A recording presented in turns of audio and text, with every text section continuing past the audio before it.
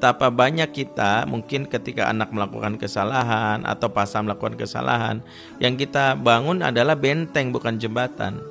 Betapa banyak ortu dan anak tuh terjadi pertengkaran, terutama anak saat ABG, karena yang dipakai adalah komunikasi ala benteng, bukan komunikasi jembatan. Komunikasi jembatan adalah membangun koneksi dulu. Apa kira-kira yang membuat anak ini mau mendengar omongan kita? Ya, misalnya mencoba untuk empati terhadap apa yang misalnya dia lakukan. Contoh misalnya ketika anak ya pagi-pagi di masa PJJ ini, ketika dia merasa capek, lelah, waduh belajar lagi deh, dia kemudian protes pagi-pagi lelah. Alih-alih kita mencoba membangun jembatan atau koneksi, yang ada kita bangun benteng. Kamu tuh gak bersyukur banget deh, udah jelas-jelas bahwa di pagi-pagi. Nah itu membuat anak yang bertahan, ya akhirnya terjadilah keributan. Sekiranya kita memahami bahwa misalnya salah satu bahasa koneksi atau bahasa menjalin hubungan adalah, aduh mama tahu capek banget ya nak, capek banget ya dalam kondisi ketika kita pengen istirahat, suruh kelas Zoom lagi, padahal kan kamu pengennya bermain ya. Masya Allah, kalau kalimat ini kita terapkan, anak-anak akan memahami, peka banget deh gitu. Itu pula yang Rasul lakukan sama pasangannya juga.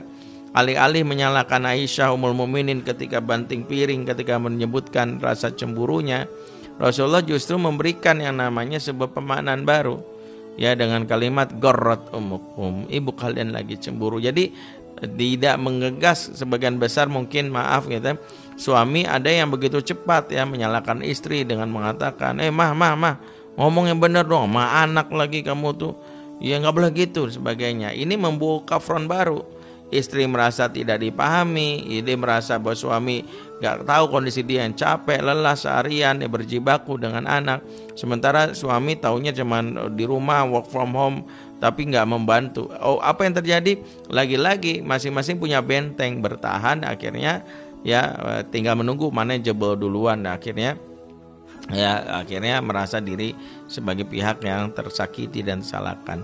Lebih baik kalimatnya kita pelajari, kalimat yang kita latih dari sekarang para ayah bunda komunikasi cinta dan keluarga adalah kalimat koneksi.